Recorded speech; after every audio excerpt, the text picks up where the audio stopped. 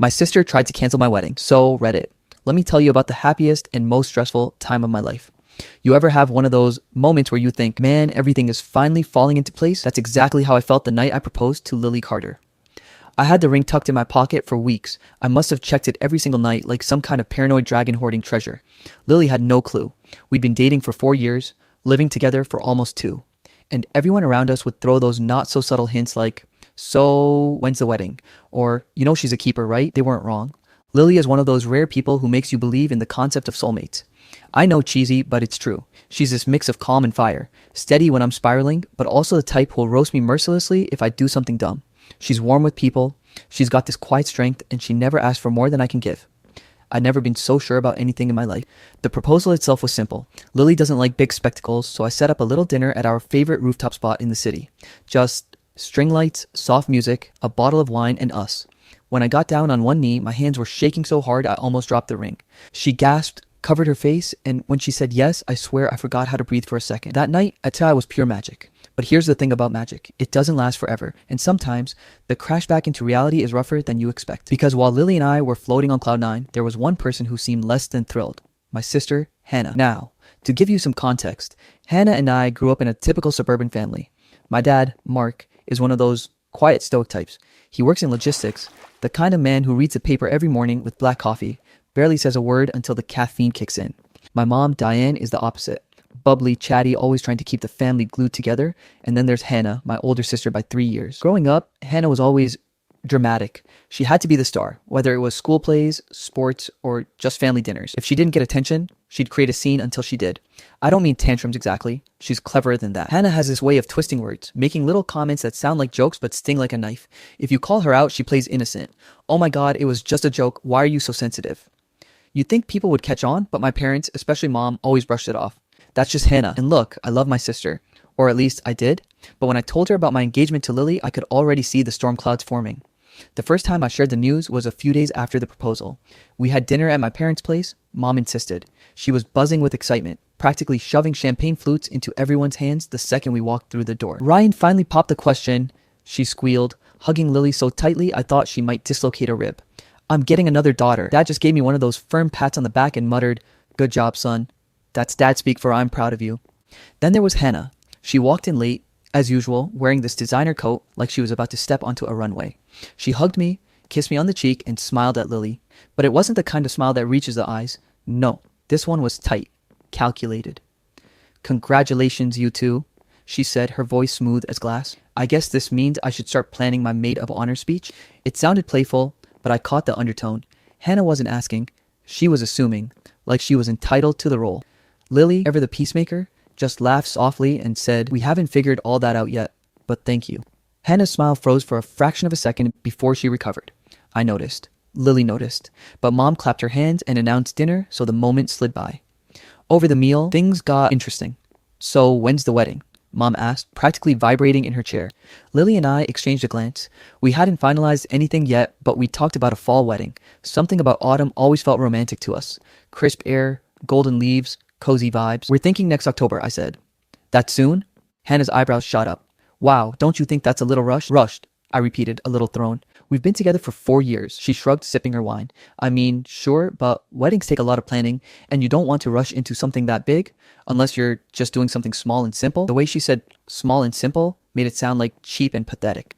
Lily's hand squeezed mine under the table. I could feel her stiffen beside me, but she kept her voice steady. "We're aiming for something elegant but intimate. Not huge, but special."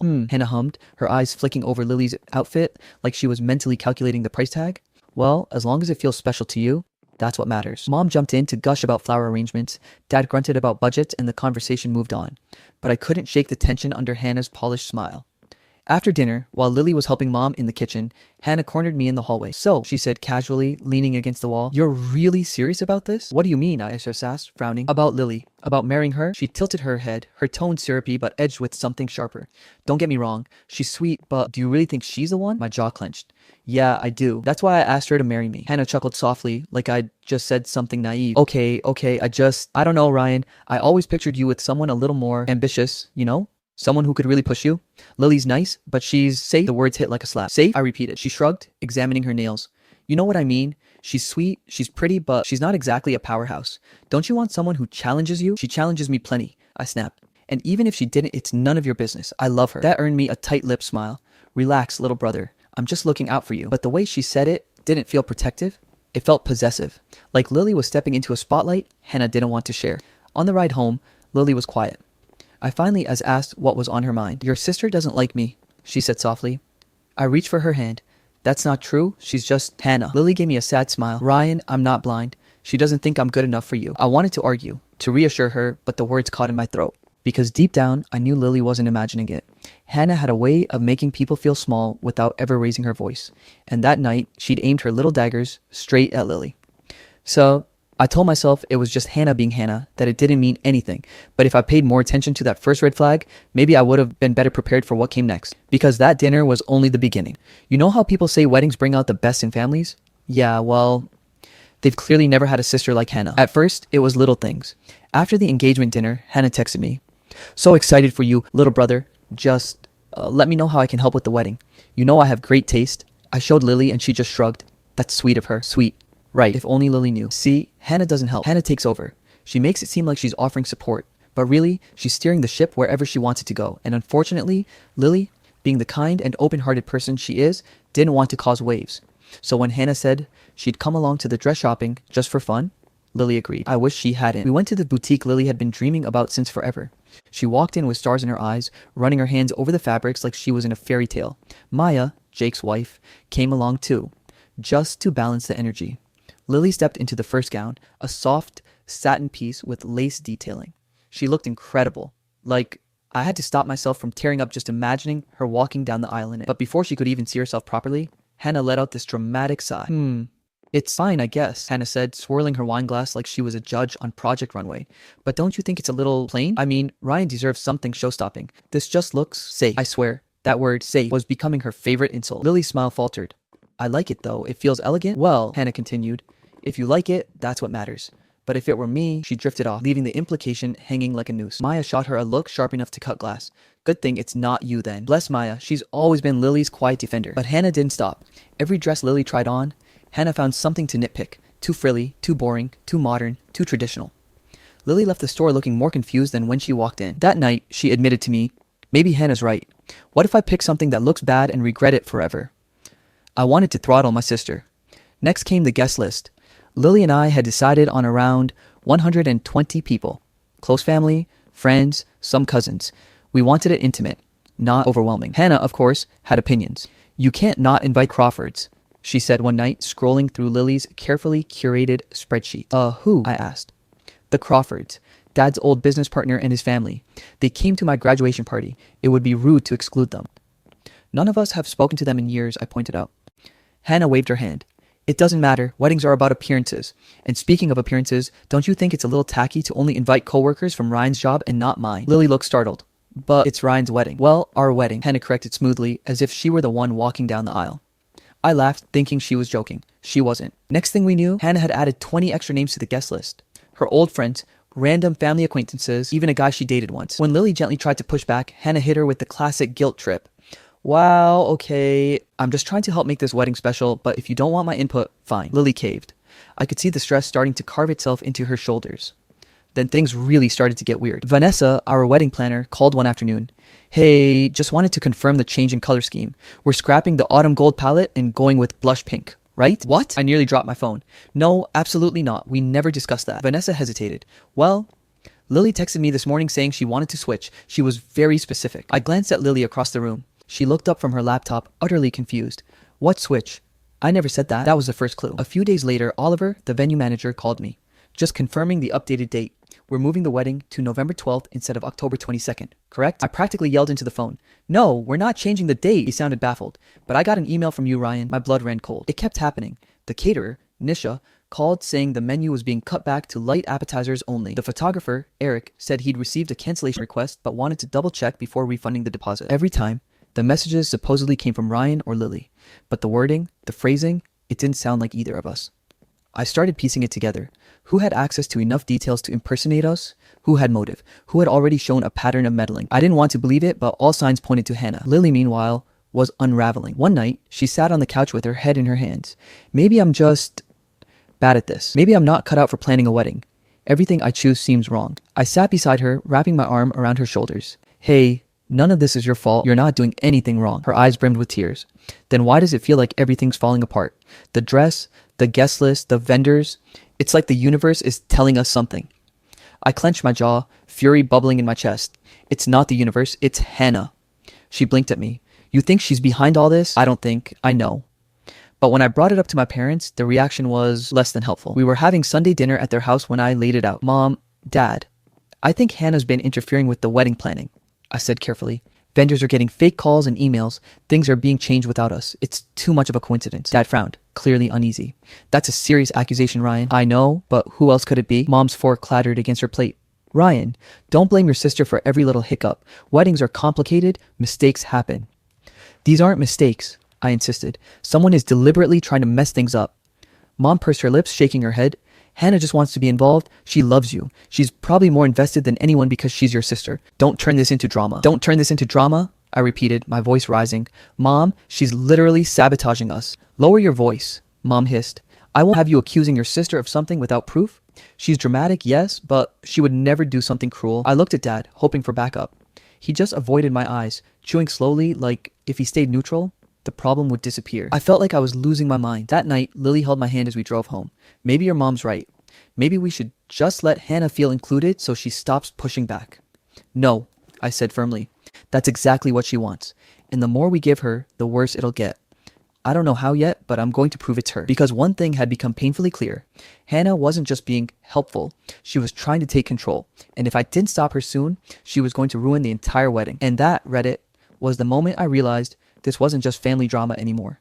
This was war. So, remember how in my last update I mentioned I was starting to suspect Hannah was behind the weird vendor mix-ups, the shady Lily calls that weren't actually Lily, and all those sudden changes that no one had actually approved? Well, buckle up, because this is where things really started to get messy. By this point, Lily was exhausted. Every single day, there was something new, the florist suddenly confirming that Lily had switched from lilies to carnations, which she hates, or the band asking if we really wanted them to play country for our first dance. Lily's a jazz girl through and through. At first, Lily thought she was just being forgetful or maybe not communicating clearly with Vanessa, our planner. But then, when Oliver, the venue manager, mentioned that I had called to downgrade our seating arrangement, I knew it wasn't just bad luck. Because, yeah, I definitely hadn't made that call, and neither had Lily. The real breaking point came one night when Lily was sitting at the kitchen table, head in her hands, staring at her laptop. She had just gotten an email from the caterer, Nisha, confirming a full switch to a vegan-only menu. Now, I'm not against vegan food, but Lily had spent weeks carefully picking a balanced menu, something that would make both her vegetarian aunt and my BBQ-loving uncle happy. She was devastated. I sat down next to her, put my arm around her, and said, "Babe, you didn't make this change, right?" She shook her head quickly. "No, I swear I didn't. I would never." Ryan, do you think I'm losing it? That hurt. Hearing Lily question her own memory, her own judgment, because of all this chaos, lit a fire under me. I wasn't just annoyed anymore, I was pissed. Someone was deliberately trying to mess with us. And honestly, deep down, I already knew who. This is where Jake, my best man, and Maya, my cousin and unofficial Sherlock Holmes of the family, came in. I told them about my suspicions, and both of them immediately said the same name, Hannah. Jake leaned back in his chair when we were at the bar that night and went, "Man, this is Hannah written all over it. She's always been competitive with you, hasn't she? Like, she lives for being the center of attention." Maya nodded, swirling her drink. And the phrasing in some of those emails, I don't know, Ryan. I've seen Hannah's texts. She has this weird habit of overusing exclamation points, like she's trying way too hard to sound cheerful while being passive-aggressive. Do you still have those messages from Vanessa? I did. And when Maya looked at them, she smirked. Yup, that's Hannah. She even spelled definitely the same wrong way she always does. Definitely. It was like puzzle pieces clicking into place. The next step was proving it. I called Vanessa, Oliver, and Nisha, explaining the situation. Bless them. They were patient with me, even though they were probably thinking, great, another family drama. Oliver in particular was a lifesaver. He said, "Ryan, I'll check the caller ID logs. If someone's been calling pretending to be you, we should have the number." And guess what? The calls all came from the same number. Not Lily's, not mine, not even a burner. Nope. It was Hannah's personal phone. When Oliver read it out, I swear my stomach dropped. It was like my suspicions solidified into cold, hard truth. While I was gathering all this, Hannah wasn't sitting still. No, she was busy making things worse. One weekend, we went to a cousin's barbecue and the vibes were weird. People kept giving Lily sympathetic looks, whispering behind their drinks. Finally, my cousin Jenna pulled me aside and said, "Hey, I just wanted to check in. Is it true Lily's not sure about the wedding anymore?" I almost choked. "What?" Jenna shrugged nervously. I heard it from Hannah. She said Lily's been having doubts and that she's not really ready for all this. I swear my blood pressure hit the roof. Lily had been nothing but excited, even with all the stress. For Hannah to twist that, to tell people my fiance wasn't serious, that was low. Like dig a hole to China low. By the time we got home, Lily was in tears again. Why is she doing this, Ryan? What did I ever do to her? And honestly, I didn't have an answer. I decided enough was enough. Armed with the phone records, the fake emails, and even screenshots of Hannah's exact writing style, I went to her place. When she opened the door, she gave me this bright fake smile. Ryan, what a surprise. I didn't bother with small talk. I walked right in and said, cut the act, Hannah. I know it's you. I have the phone logs. I have the emails. You've been sabotaging my wedding. Her smile faltered, but only for a second. Then she laughed. Actually laughed. Wow, paranoid much? Ryan, you sound insane right now. I slammed the printouts down on her coffee table. Don't gaslight me.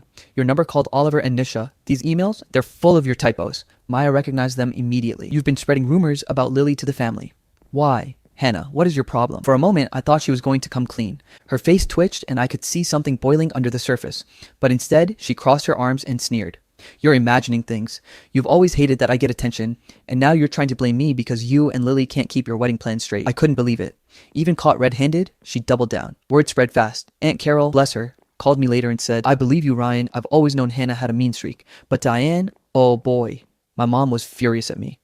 She called yelling, how dare you accuse your sister of something like this? She loves you, Ryan. She's just passionate. You're making mountains out of molehills. I tried to explain the evidence, but she wouldn't hear it. You're exaggerating, she snapped. Stop trying to turn the family against Hannah. It was like banging my head against a wall. And the worst part, Lily saw all of this. She saw my mom choosing Hannah over her. She saw relatives whispering, unsure what to believe. And one night, she broke down sobbing, saying, maybe we should just elope.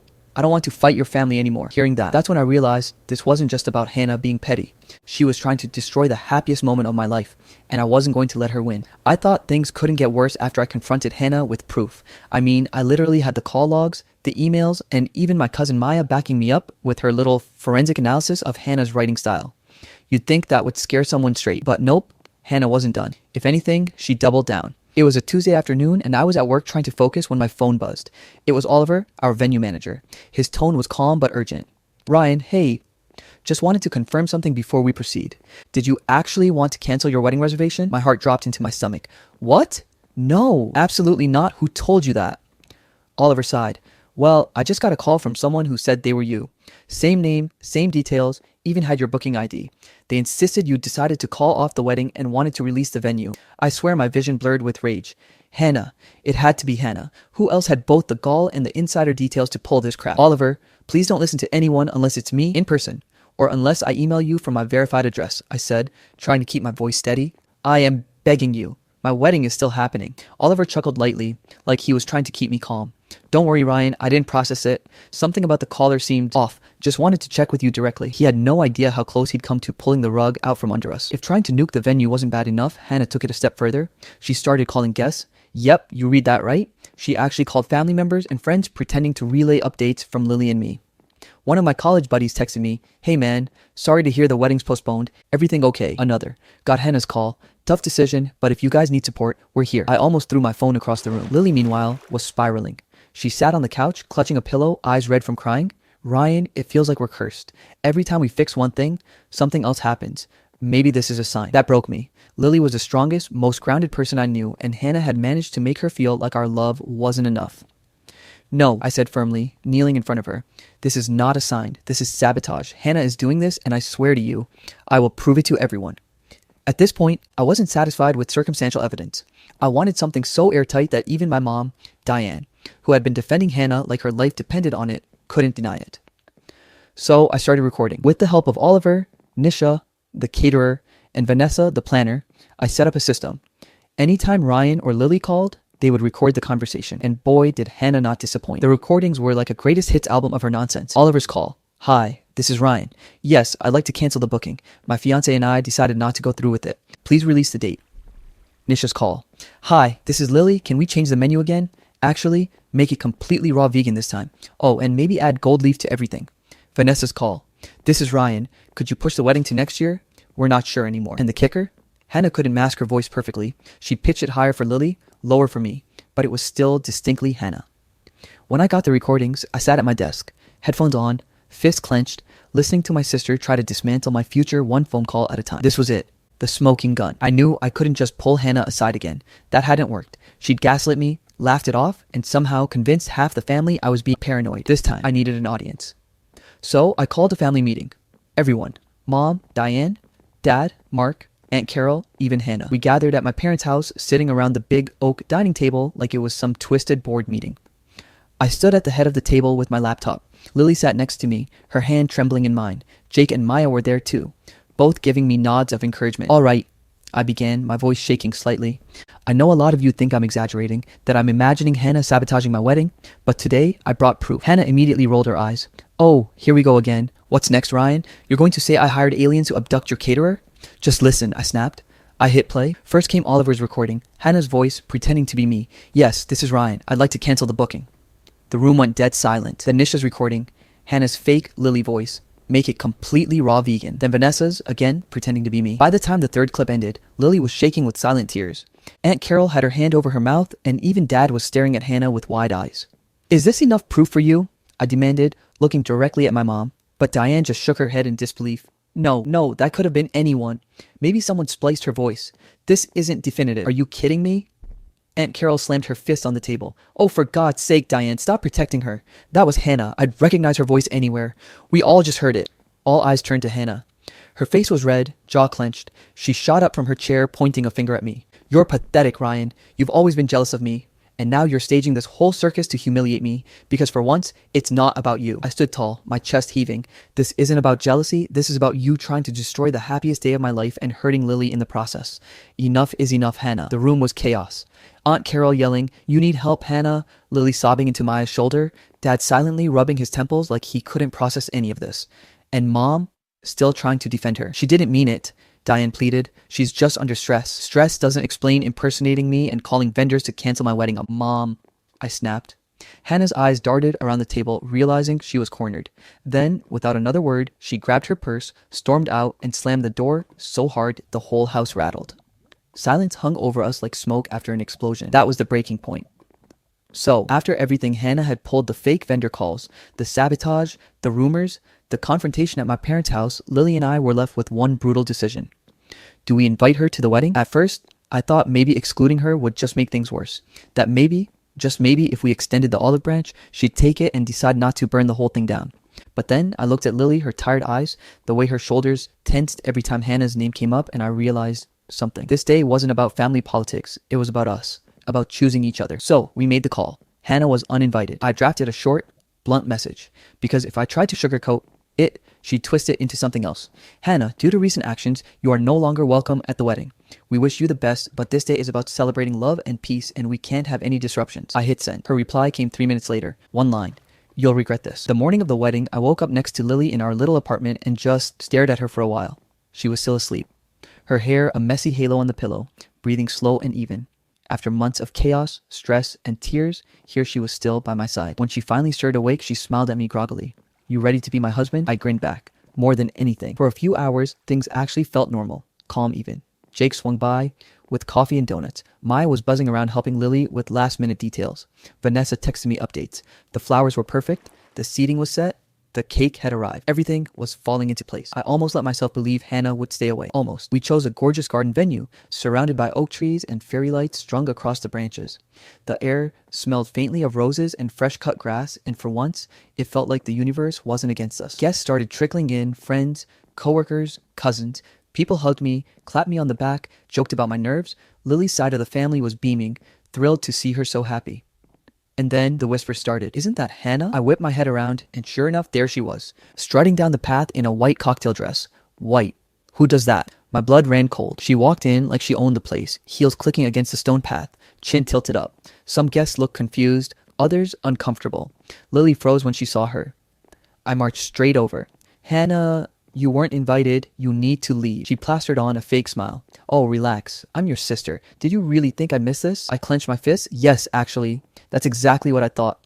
You've done nothing but try to ruin this day for us. You're not welcome here. People nearby were starting to watch. The last thing I wanted was a scene in front of our guests, but Hannah was already raising her voice. Wow. Really, Ryan? After everything I've done for you, you're going to publicly humiliate me? In front of the family? What would Grandma think? And as if on cue, Grandma Rose appeared from the seating area, cane in hand, her sharp eyes narrowing. I think, she said firmly, that you should be ashamed of yourself, Hannah. The crowd went silent. I had already arranged for security because after the stunt with the vendors, I wasn't taking chances. I signaled to them and two suited guys approached. Hannah shrieked, "Don't you dare touch me. This is my family's wedding too." Guests gasped. Lily looked mortified, but security stayed calm, gently guiding her away from the ceremony area. She fought the whole way, yelling, "Ryan, you'll regret this. Lily's not good enough for you. This wedding is a joke." Every word cut deeper than the last, but at the same time, I felt lighter with every step she took toward the exit. When the gates finally closed behind her, the garden seemed to exhale. There was an awkward pause. Everyone stared at me, waiting to see if I'd crumble. Instead, I took Lily's hand and said loud enough for the crowd to hear, "Today is about us. Nothing else matters." Her eyes filled with tears, the good kind this time. She nodded, and just like that, the ceremony began. I'll be honest, I don't remember every word of the vows or the exact moment I slipped the ring onto Lily's finger. It was all a blur of emotion, but I remember her trembling hands in mine, her voice breaking as she said, "I do," and the way the sunlight hit her veil like it was made of gold. When the officiant said, "You may kiss the bride," it felt like the world went quiet. Just me and her. After everything Hannah tried to do, after all the chaos, here we were married, and it was perfect. After the ceremony, as guests clapped and music played, Grandma Rose pulled us aside. She took both our hands in hers, her eyes misty but fierce. "You two," she said, her voice trembling, "are proof that love is stronger than jealousy, stronger than sabotage. I've lived a long life, and I've seen families torn apart by pride and selfishness, but what you have, it's rare. Don't let anyone take it from you." Lily hugged her, crying into her shoulder. I swallowed hard, my throat too tight to speak. That blessing meant more than anything. The rest of the day was a dream. The food was incredible, the dancing wild, the laughter contagious. For the first time in months, I felt truly happy, unburdened. Every time I looked at Lily, I thought, we made it. We survived Hannah's storm, and we're still standing. When we drove away that night, cans rattling behind the car, Lily leaned her head on my shoulder and whispered, "If we can survive this, we can survive anything." And she was right, because in the end, Hannah didn't cancel our wedding. She didn't break us, she made us stronger. And that's how, despite my sister's best efforts to sabotage everything, Lily and I had the most beautiful, unforgettable wedding day of our lives. So, if you've been following my saga about my wedding and my sister Hannah's sabotage attempts, here's where it all settles. Or at least where the dust tries to settle. Because honestly, when family's involved, does it ever really settle? The wedding was over. Lily and I were finally husband and wife. We survived the chaos, the sabotage, the drama, the screaming matches, the tears, and somehow, we even managed to smile through most of the ceremony and reception. But what comes after the I do's isn't always the fairy tale you picture, especially when you've basically exiled your own sister. After security escorted Hannah out of our wedding, yes, I still can't believe I had to say that sentence about my own sister. She went completely nuclear, not just with me, but with the entire family. She blocked me everywhere. Texts, calls, socials. But instead of quietly moving on, she spun up this whole narrative online. I only found out because a cousin sent me screenshots from Facebook and Instagram. In Hannah's version of events, she was the poor, mistreated sister who was erased from her only brother's big day. She wrote this dramatic post about how she showed up to support me, but was dragged out in front of strangers like a criminal. According to her, Lily was some manipulative gold digger who brainwashed me into cutting off my family. I wish I was exaggerating. The kicker? Some relatives believed her. I got texts from distant cousins, even a couple of uncles, basically asking me, "Bro, what happened? Why would you let this happen?" Hannah said she was just trying to help. At first, I tried to defend myself. I sent back pieces of proof, vendor statements, screenshots of emails traced back to her, even the recording I had of her impersonating me on the phone with Oliver, our venue manager. But here's the thing about family gossip. People believe what fits their worldview. And in my family's world, Hannah was always the fragile, dramatic one you had to tiptoe around. So naturally, some folks leaned into her narrative. Eventually, I stopped responding. The real mess was with my parents, though. Diane, my mom, was devastated. She called me the day after the wedding, crying so hard I could barely understand her. She kept saying things like, "You tore this family apart, and why couldn't you just let Hannah be there?" I reminded her that Hannah was there. She just couldn't behave, and I wasn't going to let her ruin the day for Lily and me. But in my mom's eyes, family unity was more important than fairness or boundaries.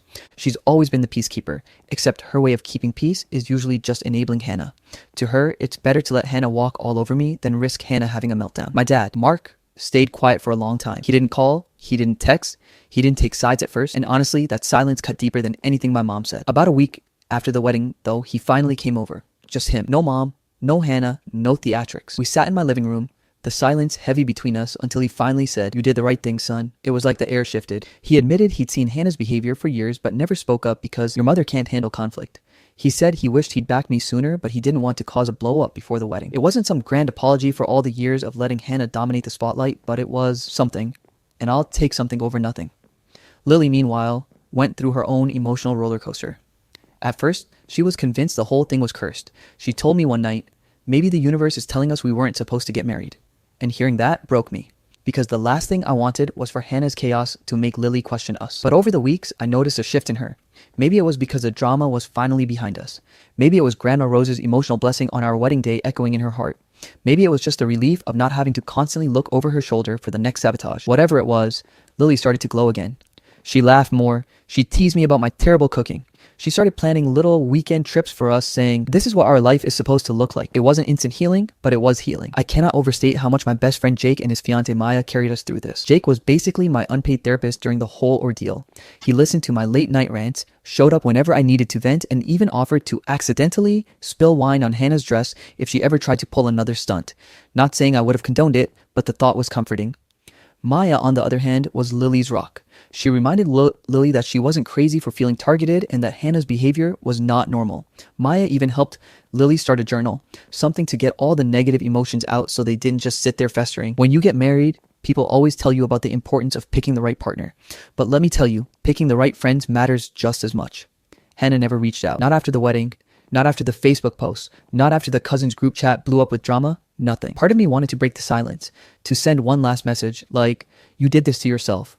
But every time I thought about it, I realized I'd just be reopening a wound. No contact means no contact. And honestly, the silence was peaceful. Painful? Yes. I'm not going to pretend it doesn't sting knowing my own sister hates me enough to rewrite reality in her head, but peaceful in a way I hadn't felt in years. Here's what I've learned through all this, and maybe some of you need to hear this too. 1. Boundaries aren't cruelty. People will call you heartless for protecting your peace. They'll call you selfish. But if someone is actively hurting you and you let them keep doing it, you're not being kind. You're being complicit. 2. Family doesn't get a free pass. I used to think blood meant unconditional forgiveness, that no matter what, you had to keep trying. But family can be toxic too. And the damage cuts deeper when it comes from them. 3. Your partner deserves your loyalty. At the end of the day, Lily is the person I chose. If I had allowed Hannah to sabotage our marriage before it even began, what kind of husband would that make me? Life after the wedding wasn't a fairy tale, but it was ours. Lily and I built routines. We set up our little home. We adopted a rescue dog. His name's Cooper, and yes, he already chewed through 2 pairs of my sneakers. We started talking about trips we wanted to take and maybe someday a family of our own. When I think back on everything that happened, I realize it forced us to build resilience early.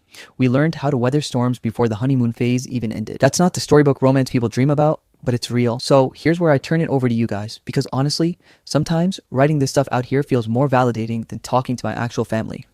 Did I go too far cutting my sister out of my wedding, or was it the only way to save my marriage from the start? Because yeah, maybe I could have kept the peace, like my mom wanted.